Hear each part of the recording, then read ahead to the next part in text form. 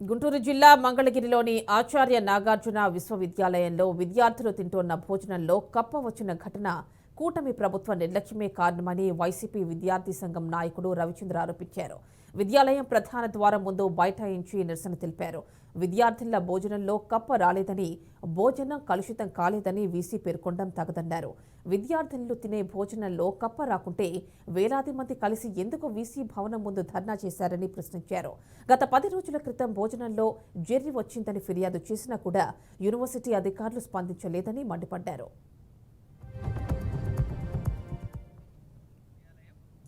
Hostel వసతి గృహంలో వాళ్ళు తినే ఆహారంలో కప్ప వచ్చింది.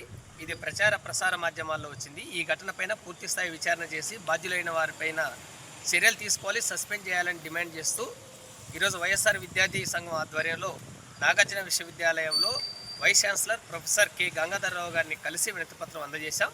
ఈ సందర్భంగా వైస్ ఛాన్సలర్ గారు ఒక మాట చెప్పారు. అసలు కప్ప వచ్చిందని మీకు ఎవరు చెప్పారు?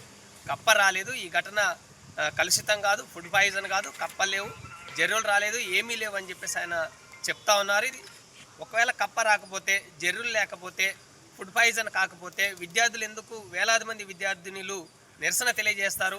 వీసీ ఛాంబర్ ఎందుకు ముట్టడిస్తారు? దీనికి సమాధానం చెప్పాల్సిన బాధ్యత ఈరోజు యూనివర్సిటీ అధికారులపైన ఉంది, ముఖ్యంగా వీసీ పైన ఉంది. దీనిపైన సమగ్ర విచారణ జరిపించాలని వైఎస్ఆర్ విద్యార్థి సంఘం డిమాండ్ చేస్తూ ఉంది. విశ్వవిద్యాలయాల్లో పదే ఫుడ్ పాయిజన్ అవుతూ ఉంటే ప్రభుత్వం ఎందుకు స్పందించడం లేదని మేము కోరుతా ఉన్నాం. కూటమి ప్రభుత్వం 6 నెలల పరిపాలన కాలంలో పాములు, కప్పలు, జర్రులు ఫుడ్ పాయిజన్ అయి విద్యార్థులు అస్వస్థతకు గురవుతున్న ఘటనలు ఈ రాష్ట్రంలో ఉన్న విశ్వవిద్యాలయాల్లో, ఈ రాష్ట్రంలో ఉన్న ఎస్సీ, ఎస్టీ, బీసీ వసతి గృహాల్లో పదే జరుగుతూ ఉన్నాయి, పునరావృతం అవుతూ ఉన్నాయి. ప్రభుత్వం ఏమాత్రం చర్యలు తీసుకోవడం లేదు. ఈ రాష్ట్ర ముఖ్యమంత్రి గారు, ఈ రాష్ట్ర విద్యాశాఖ మంత్రి గారు తక్షణమే స్పందించాలి. నాణ్యమైన భోజనం విశ్వవిద్యాలయాల్లో విద్యార్థులకి అందించాలని వైఎస్ఆర్ స్టూడెంట్ యూనియన్ డిమాండ్ చేస్తుంది. గత రాత్రి